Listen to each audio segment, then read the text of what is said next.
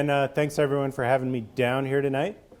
Again, I'm Mark Saurer with the U.Avi program up in Little Cottonwood, and Craig asked me down here tonight to talk about yet another February storm, yet another storm of a lifetime or a career. I thought last year was the storm of my career, but we topped it with February 2021. And the title and the reference to Orion comes from my former boss and mentor, Liam Fitzgerald, who was the program manager and lead forecaster in Little Cottonwood for 16 years, spent his entire career since the day Snowbird opened in Little Cottonwood. But his memoir, a chapter out of his memoir, he talks about Orion and how we all find some companionship in Orion, comfort when we see him in the night sky, but something about that first time you see him, whether it's on a late summer river trip or camping, you wake up in dawn, you see Orion over the rim, you know that summer's coming to a close and winter, along with all its stress and pressures, is just around the corner. By late January, mid-February, Orion's high in the sky at night, and we know we're deep into it with regards to our snowpack and avalanche activity. And these three lines from Liam's memoir specifically stand out to me. Again, the memoir is Throwing Stones in Glass Houses. And I especially like his last line because it's exactly how I feel. Often on that first night when you notice his reappearance, you experience an uneasy feeling of surprise, similar to unexpectedly running into someone on the street you owe money to, or maybe like the way you feel on that first day of school. And it's not just the way we feel. I, over the summer, dug around through our records that date back to the early 70s, looking at the dates of our earliest road hits every year and the average day of road hits, both Mid-Canyon and Hellgate Superior. And when you crunch all those numbers through and run averages, indeed, that 1 month window from mid-January to mid-February, we have not only on average our first road hit of the year in both sections of the canyon, but also it's the average day of all the road hits of the year. And true to nature, it's usually the white pine path that wakes up first. These two pictures, one from 2017 and the upper right one from 2020, both post-control releases after extensive shooting. We open the road and white pine wakes up and comes rumbling down. Fortunately, nobody hurt in both scenarios, but they both, of course, triggered major searches just to make sure the road was clear. And once again, as part of the February cycle this year, our first road hit of the year was white pine, early morning hours, I think 2 a.m. on the 16th. This time, middle of the closure, the road never opened on the 16th, so nobody was involved. A story I like to tell about the picture in the upper right, the little silver SUV. I was the first one on scene that day, just happened to be on the road and drove down when we knew we had a road hit. Saw the car pushed over towards the creek, partially buried. I went running up to the window, kind of gave the driver the roll the window down thing. He was on the cell phone, kind of gave me the hang on 1 minute, and I was like, no, roll the window down. And he's like, hold on one moment, I'm with 911. And I just paused for a second and said, I am 911 right now. Tell 911, I'm here with U.Avi, we're going to get you out of here. Little pro tip for everyone out there, if you're on the road and you get knocked off by an avalanche, somebody in orange, I'm not wearing orange now, with a white truck with flashing lights comes knocking on your window, it's one of us, listen to us, and we'll get you out of the scene safely. So let's move ahead to that storm. Again, the storm went from the afternoon of the 12th through the early morning hours of the 18th. This is my windshield view at about 4 in the morning on the 17th. Right up near the 7 turns, pull out where the plow turnaround is. At that point, it was snowing about 2 to 3 inches an hour. We'd picked up 42 inches at about 5.5 inches of water at our mid-canyon plot. Most of that in the previous 24 hours before this picture was taken. And we're just getting up the road. As you see, we didn't bring a plow ahead of us even. Our goal was to just fire up the grader and the cat that we had stashed there the night before. This was a protocol from the February 2020 cycle. We didn't want to be dependent and have all our equipment up canyon. We wanted something down low that we could get to and work on clearing out the road or pushing off debris piles. So yeah, we're standing outside, shoveling everything off, firing it up. We had no plans of driving further up canyon at that moment. We were fairly confident that about an hour or two before Tanners had overrun the road, and we saw no reason to poke around the corner and risk ourselves. We were just going to work on cleaning up the lower canyon until daybreak, and then hopefully as the lower canyon artillery mission started, we'd be in a great position to forward observe results from the chute. So Jake, the plow supervisor at the 233 shed, is in the big truck along with our communications diva Bree with the Cottonwood at the UDOT Cottonwood website, and then Sean, his assistant, who was also the heavy equipment operator. And one thing that stood out before we left the scene, Sean and I were kind of standing by the cat there, looked uphill into the darkness and the storm, kind of up to where the pull-out and Old Mill pull paths originate. And we both were like, you know, this thing hasn't hit the road since '83. Nonetheless, we're standing here right in the gun barrel. Let's pull Jake's truck and pull the cat just uphill of the pull-out, and have Bree and Jake stay in their truck while Sean and I work our way back down canyon to start clearing the road. And turns out that's the move that most likely saved their lives. Because about an hour later, this is my view looking back up towards that same spot. Several hundred yards of road covered in debris and trees. What happened in between that hour? Just to summarize quickly, after Sean and I left Jake and Bree, went back to head back down canyon, I got out of my truck at Bravo Gate to open the gate, dig it out so he could go trundling by in the grader. And shortly after, I kind of watched Sean's lights go out of sight around the corner, so I knew he was clear of the Twins and Lisa Falls path. I got back in my truck and parked up by that Lisa Falls parking just uphill from Bravo Gate. Shortly after getting in my truck, I want to say a minute or so later, the whole world turns white in my headlights. The truck is shaking and shifting and moving like I'm in a giant tornado, and tree bits are bouncing off the windshield, and I'm in a powder cloud from a major avalanche. Get on the radio, call the crew up at the guard, and it's like, I think the Twins or Lisa or both just went, and I'm in the powder cloud, I'm okay. At that very instant, Jake is on the radio saying he is in the middle of an avalanche, the truck is partially buried, he can't move, but he and Bree are in the truck and okay. And then at that moment, I'm waiting for the powder cloud to settle down before I go anywhere. I'm thinking, shit, where's Sean? I know he was down there below Lisa Falls somewhere. He gets on the radio, said he's at Stick Rock and working his way back up to see if he can punch a hole to us. There was a moment there where I was just kind of sitting alone, gathering myself, waiting for the powder cloud to settle. And something that struck me most was just the vulnerability I felt. No longer really trusted any stretch of that damn road as a safe spot. And in this meantime, just hearing the echoes of continued large natural avalanches. I think one of the echoes was the roar of the Twins Lisa Falls slide continuing to just bounce down the canyon. And then the why and the why not and everything on the north-facing side also popped loose at that same time. Just sitting there listening to that rumble. This is Sean's view when he hit the debris at the Twins with the grader. That's about as far as he was able to get. And radioed back to us, said, sorry, can't help you out. He was going to go back down to the valley, get a dozer and some heavy equipment and come back after daylight.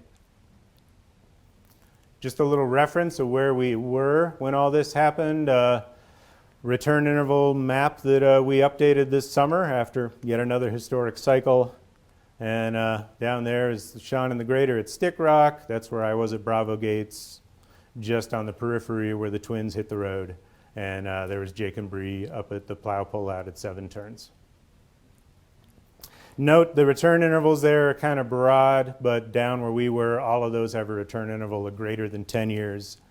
And specifically for the Twins, we only have 2 recorded road hits in 49 years.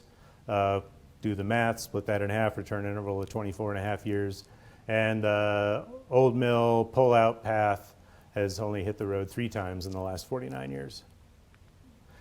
So there we sat as daylight broke, control missions got underway. As you can see, truck quite stuck after I motored uphill to get an eye on Jake and Bree. I guided them down to me with my headlamps and headlights from the truck. They crawled over the debris, got in my truck, and we hung out for the better part of 7 hours.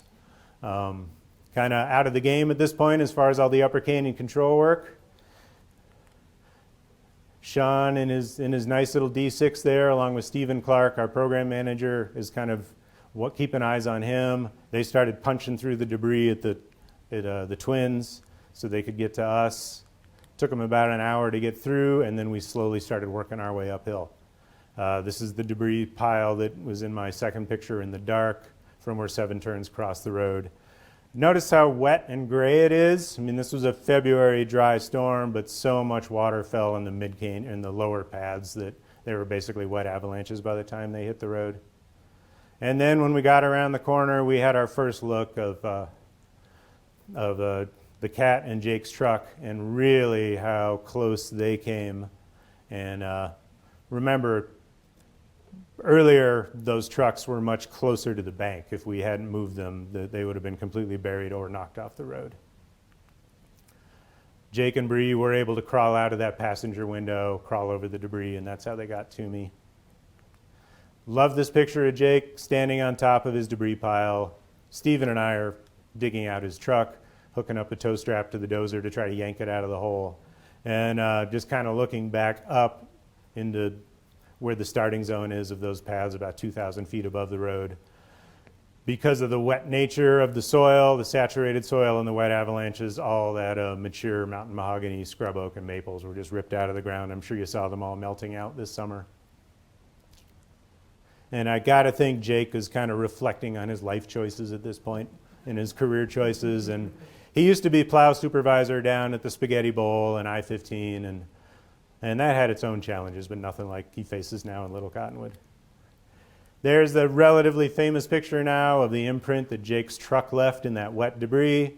You can see Bree down there making sure he had his snow tires on at the time, because you could see the little Three Peaks imprint even, the handle of the Ford, the F-250 label. Amazing the windows didn't blow out from the pressure or all the trees that were in that debris. Again, we're realizing at this point just how lucky we all were. A couple days later, after the road had opened, we took a recon flight with Polly and Powderbird, Damo, Lori, and I, just to get an idea of our crowns and the extent of everything that released. We're flying here just below the summit of the Twins, and we could see a nearly continuous crown stretching for 2 miles, basically from the west end of Tanner's all the way around through the Twins. For the most part, the whole thing released at once. Explains why I was in my powder cloud at the exact same time Jake was on the radio. This is basically looking 4,500 vertical feet and about 2 miles straight down the track. And just for reference, that's about where Bravo Gate is and where I was sitting when this thing banked around the corner, blew back into the gully. Kind of looking at debris piles and everything this spring, it looks like the avalanche got airborne at Lisa Falls and just shot over that apron, which explains the violence of the powder cloud I was in. The avalanche was airborne at that point. This is a little further east up the road at the old mill, 7 turns and pull-out paths. Again, the entire starting zone's connected, and then each path went down their own little gut before hitting the road. Again, for reference, that's where I smacked into that first debris pile when I was going up to try to help Jake and Bree, and that's where Jake and Bree were at the plow pull-out. Also a great view here of the goat slide path, which we have no recorded history of ever hitting the road, and that kind of filled in the lower Maybird Gully and crossed the road down there. And also Maybird was the big winter avalanche of the day in many ways, just mowed down that entire apron. Kind of wrapping up the whole Lower Canyon adventure with some stats from our storm report. I'll let you kind of read through those stats as I quote from the summary. Lori Delaney wrote the storm report. And to summarize, as always, we as a crew try to learn from every event and try to be better. These extreme weather events and historic avalanche cycles are the sort of thing you only realize is going to occur while it's occurring. The events that played out during the tail end of the storm have made us more aware of certain areas of the canyon, and it behooves us to always try and improve on how we do things. And part of our debrief, things that we've discussed as improving our program, include keeping plow and forecaster resources both up canyon and down, clarifying thresholds when nobody should be on the road, not even UDOT crews, and determining from where to pull resources in the case of a rescue, especially the lower canyon, when nobody else can get to us. The entire upper canyon was on interlodge. The road had been hit many times between us and the Alta Guard. Pretty much, it would have been very difficult for anybody to get down to us if we needed the help. Summarizing from Lori's storm report, as things played out in the portion of the storm, it was managed about as well as can be hoped for given the circumstances. And everyone dealing with the lower canyon chaos did the right thing with the situation they were given. Everyone made it out of there okay, but as one of the closest calls we as a team in LCC have experienced, we are certainly committed to never repeating it. And just quickly wrapping up here, it's nice to have an Avalanche presentation with some Avalanche videos. I obviously had my hands full and didn't get any footy, but a couple videos from the cycle. This first one is when was a howitzer shot on Little Superior, basically pulled out everything to the east all the way through the Two Trees Saddle towards the Hellgate Back Bowl, overran Superior parking lot, filled the creek, and then the powder cloud rolled over us, the forward observers up on the bypass road and over the top of Powderbirds.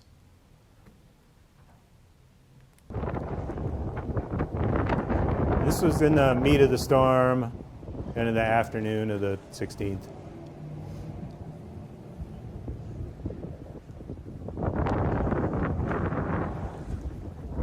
That's Powderbirds. You can see the heli base right behind us.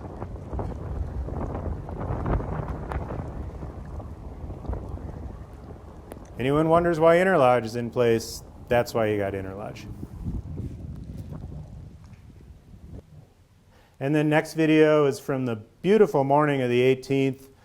Just before we opened, we did a round of heli bombing. As you saw in those statistics, we threw 19 5-pound shots from the ship. The lower canyon targets, especially, we can't hit with howitzers, so we have to go in and clean them up with heli bombing after the event. And just because I wasn't able to make it anywhere, up past 7 turns at this point, I was in a perfect spot to forward observe the heli mission, and a really nice avalanche out of Coal Pit 4. And we're just parked down at Stick Rock.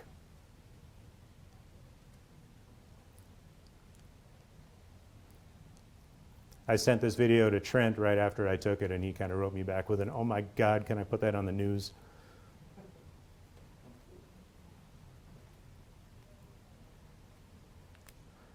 And that's it. Thanks, everybody.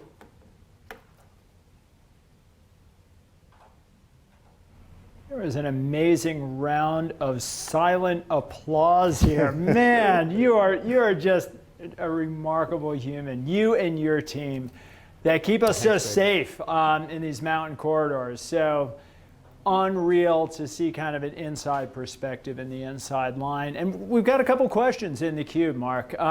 Seems like there have been a number of big cycles in Little Cottonwood Canyon over the past 5 or 10 years. Do you have any feel for whether these big events are maybe becoming more common? Short answer is yes. I mean, I've seen 2 events now within 2 years, paths that haven't crossed or hit the road in close to 50 years. It certainly seems like winter, as all the predictions are telling us, winter has become shorter and much more intense, and along with intense weather, we can expect to see more and more unusual and large avalanches.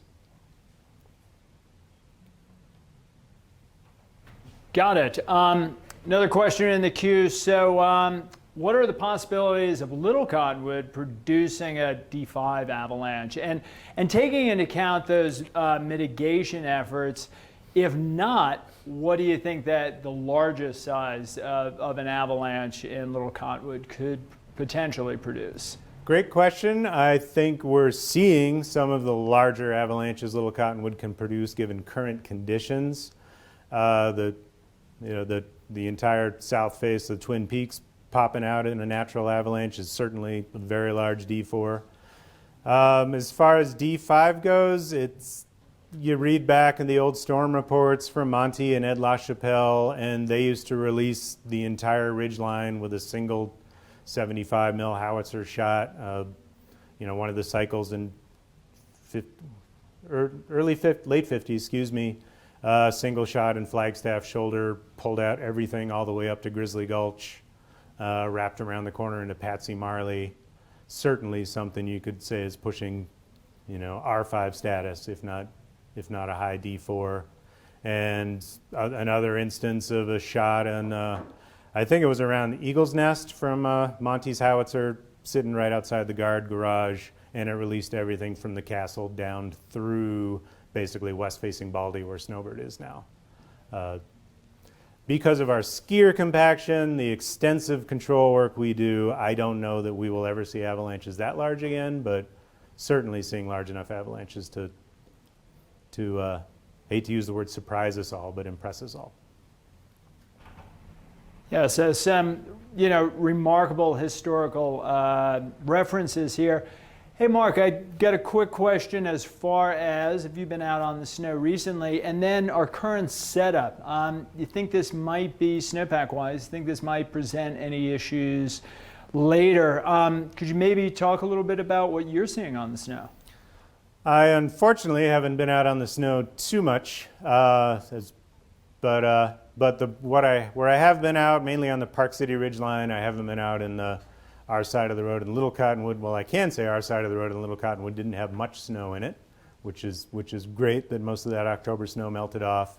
Up around 10,000 feet on the Park City Ridgeline, definitely have a stout melt freeze crust underneath this storm we just got. And from a mitigation standpoint, we're certainly going to try to be breaking that up and then moving up into there to help disturb that crust. Setup right now, is it similar to last year? I think we're in better shape than last year because a lot of that snow came in nice and warm and was pretty consistent all the way through. Just at Park City anyway, we just had about 1.5 feet of nice wet rounds initially, but rapidly changing with cold nights, as you know.